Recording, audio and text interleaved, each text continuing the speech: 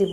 আর তার সঙ্গে একটু নুন আর গাজর কুচি, তারপরে পেঁয়াজ কুচি, কাঁচা লঙ্কা, কারি পাতা, যা বাড়িতে থাকে তাই দিয়ে ভালো করে মাখিয়ে দেবো। বেশ করে চামচ দিয়ে ফিটাতে থাকবো। ফিটানোর পরে কিছুক্ষণ আমি ওই ঢাকনাটা ঢাকিয়ে দিয়ে রেখে দেবো, প্রায় 15 মিনিট মতো ওই বাটিটা ঢাকা দিয়ে রেখে দিতে হবে।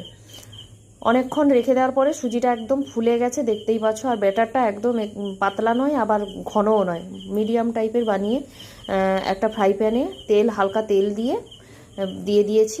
দেখো আমার ব্রেকফাস্টের জন্য যে বানাচ্ছি রেসিপিটা একদম তৈরি হয়ে গেছে, আর সুন্দর উঠেও যাচ্ছে, আর খেতে খুব টেস্টি।